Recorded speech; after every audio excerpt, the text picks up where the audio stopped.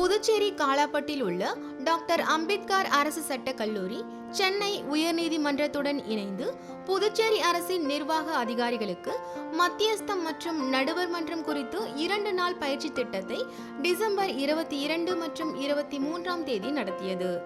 2 நாள் பயிற்சி திட்டத்தின் நிறைவு விழா 23/12/2023 அன்று நடைபெற்றது. வந்திருந்த பயிற்சியாளர்கள் மற்றும் விருந்தினர்களை சட்ட கல்லூரி முதல்வர் டாக்டர் சீனிவாசன் அவர்கள் வரவேற்றார். இவ்விழாவின் விருந்தினர்களாக திரு ஆமன் சர்மா அவர்கள், புதுச்சேரி அரசின் உயர் மற்றும் தொழில்நுட்ப கல்லூரி இயக்குனர் திரு PML கல்யாணசுந்தரம் அவர்கள், புதுச்சேரி அரசு சட்டமன்ற உறுப்பினர் மற்றும் முதன்மை விருந்தினராக சென்னை உயர்நீதிமன்ற நீதிபதி மாண்புமிகு திருமதி கலைமதி அவர்கள் மற்றும் சட்ட கல்லூரி மாணவ மாணவியர்கள் கலந்து கொண்டனர்.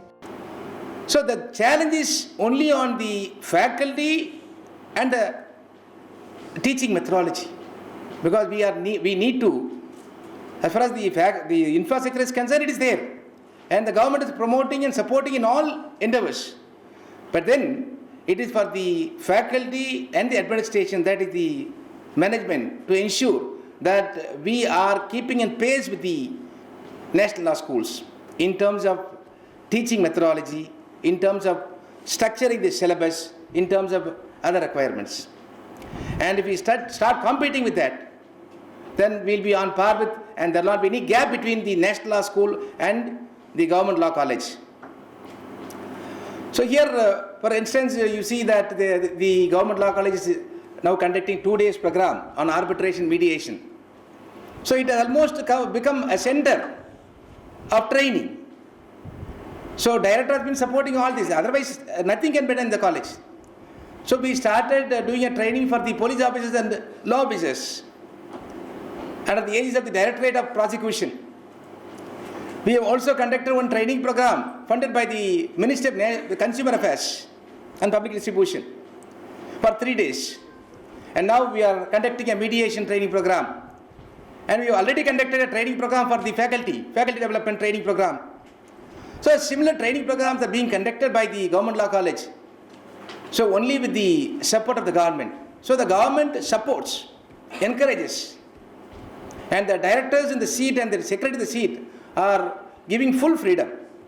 So what is required is only the faculties and the principal to sit together and to evolve some kind of a scheme to compete with the national law universities, so that there shall not be any gap between national law universities and government law colleges in terms of the knowledge imparted to the students of government law college.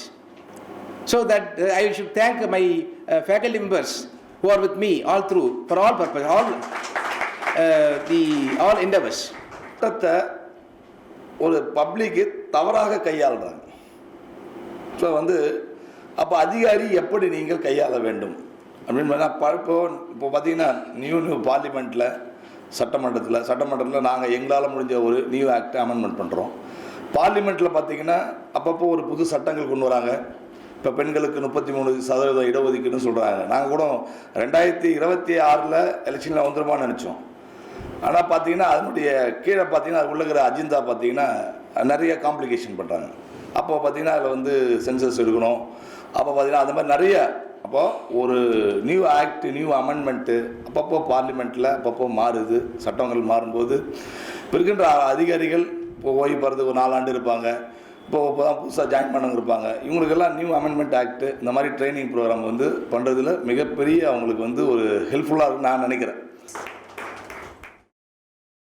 They say justice delayed is justice denied, and as per our national judicial data grid, as of today there are some 61 lakh court cases which are pending across all the courts in India.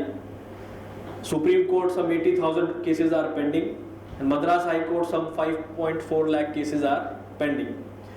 So when such is the state of affairs as far as adjudication of court cases is concerned, then alternate dispute resolution mechanism provides a way by which our cases can be decided in a speedy manner. A common person can draw maximum benefit rather than going through the rigors of the court, and at less cost, and most importantly, when you talk about mediation and arbitration, in the layman's language, how a common man can represent his case and gets a verdict as per his satisfaction. These are the most important things. Hence, the concept of arbitration is there, mediation is there, lok adalats is there. So I think somehow these things needs to be pushed with a higher sense of vigor. And I hope this training program has benefited us to an extent, but still you may have various doubts in your mind. So I will request the law college principal, maybe after a period of time, depending upon the request from the concerned officials, we can have some refresher training or something like that. And not only this, I think the resource persons which have come and trained our officials, maybe through WhatsApp group or through circulation of their personal mobile numbers, if it is convenient to the resource persons. Yes. Because when we are going to prepare for our cases, that time doubts may come in our mind. So some expert guidance at that time can be really helpful to put our cases strongly and in the way where we want to. So at that time, if resource persons who have come and attended, if they can basically help us and guide our officials at that time, that will be really helpful.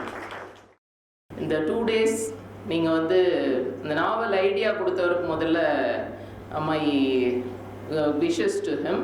இந்த ஒரு எந்த காலேஜில் இருந்தோ இந்த மாதிரி ஒரு யூனிக்காக for government ஆஃபீஸர்ஸ்னு training on mediation and arbitration நடந்திருக்குமான்றது எங்களுக்கு தெரியல.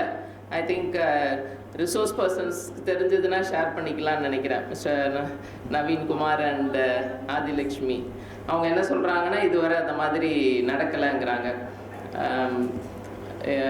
அதே மாதிரி உங்களை பார்க்குற மாதிரியே ப்ரொஃபஸர்ஸ்லாம் பார்க்கும்போது எங்களோட ப்ரொஃபஸர்ஸ் ஞாபகம் வராங்க. ரிசோர்ஸ் பர்சன்ஸ் இருக்காங்க, ஹைகோர்ட்டில் இருக்க இந்த ரிசோர்ஸ் பர்சன்ஸ் ஆல் த வே இந்த 2 days உங்களோட இருந்து அவங்களோட பிஸியஸ்ட் டைமை ஸ்பேர் பண்ணிவிட்டு அவங்க உங்களுக்கு அவ்வளோ இன்ட்ரெஸ்டோட செஷன்ஸ் எல்லாம் பார்த்தா டாபிக்ஸ்லாம், for example procedural aspects of arbitration, relevance of communication and listening in mediation. மீடியேஷனில் வந்து லிசனிங்கிறது ரொம்ப முக்கியம். தென் நான் பார்த்தபோது எனக்கு ரொம்ப இந்த technical session 7 miss Adilakshmi Logamoorthy எடுத்திருக்காங்க, issues and challenges in government mediation. For example சொல்லணும்னா லைக் அமன் சர்மா சொன்ன மாதிரி அக்ரிமெண்ட், ஆர்பிட்ரேஷன் அக்ரிமெண்ட், ஒரு சம் அக்ரிமெண்ட்ஸ் ஒரு ப்ரைவேட் கன்சர்னுக்கும் கவர்மெண்ட் டிபார்ட்மெண்ட்டுக்கும் அக்ரிமெண்ட் டிராஃப்ட் பண்ணுவீங்க. பண்ணும்போது அவங்களுக்குலாம் தெரியும் நிறைய கேஸ் லாஸ் இருக்குது. ஒரு கிளாஸ் வந்து ஆர்பிட்ரேஷன் கிளாஸ்ன்னு வரும்போது பேஸ்ட் ஆன் தட் ஆர்பிட்ரேஷனுக்கு போவீங்க. ஆர்பிட்ரல் ட்ரைபியூனல் சொல்லுவோம், ஆர்பிட்ரேட்டர்னு சொல்லுவோம். அந்த கிளாஸ் எப்படி இருக்கணும், எப்படி ஃப்ரேம் பண்ணணும், அதில் வந்து வேர்ட்ஸ் ஆர்பிட்ரேட்டர்னு இருந்துருச்சுன்னா நிறைய கேஸ் லாஸ் இருக்குது. டு ஸ்டார்ட் வித் கேகே மோடியே வர்சஸ் கேஎன் மோடியிலேருந்து ஆரம்பித்து இன்னைய வர நிறைய கேஸ் லாஸ் இருக்குது. அதெல்லாம் வந்து இந்த வேர்ட்ஸ் ஆர்பிட்ரல் ட்ரிபியூனல் இருந்துட்டால் மட்டும் அது ஆர்பிட்ரேஷன் அப்படின்னு சொல்ல முடியாது. ஆர் ரெஃபரன்ஸ்னு இருக்கணும்.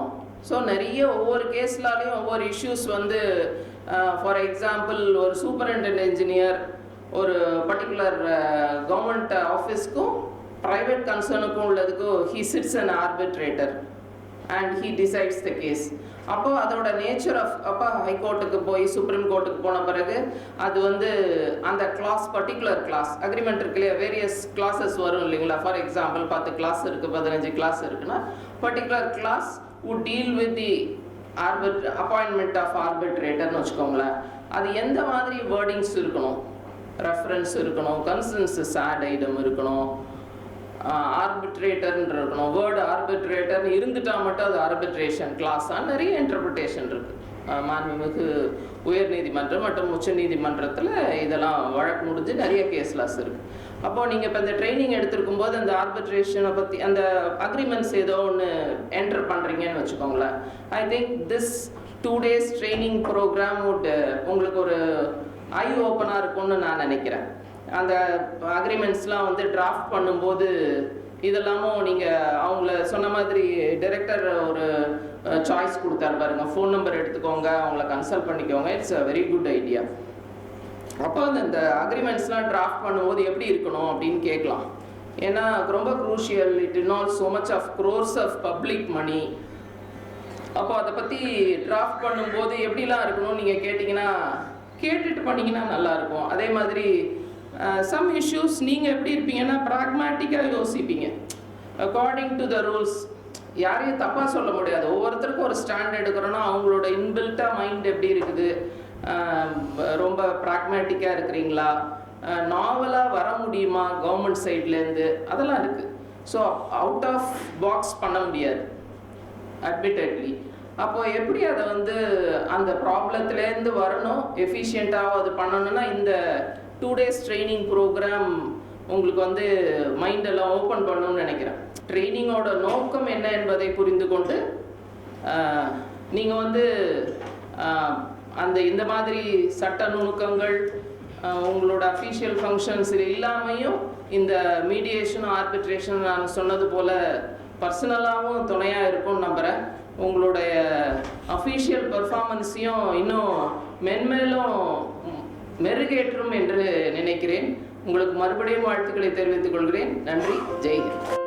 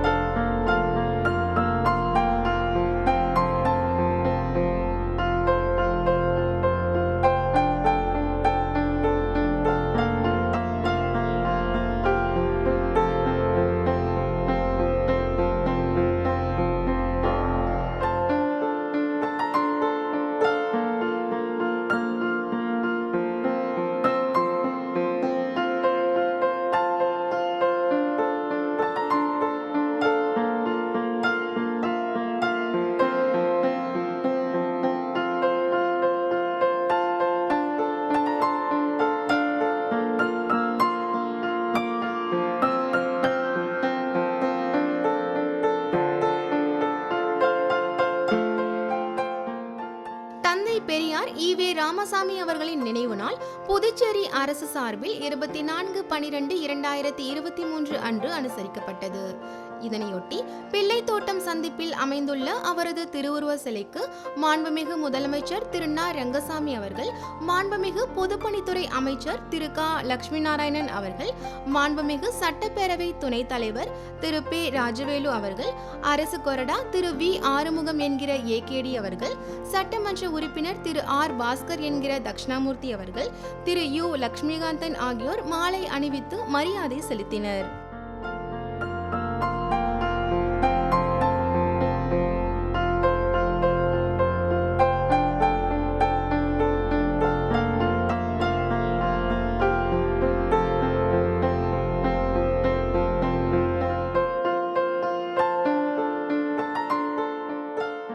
புரட்சி தலைவர் டாக்டர் எம். ஜே. ராமச்சந்திரன் அவர்களின் நினைவு நாள் புதுச்சேரி அரசு சார்பில் 24/12/2023 அன்று அனுசரிக்கப்பட்டது.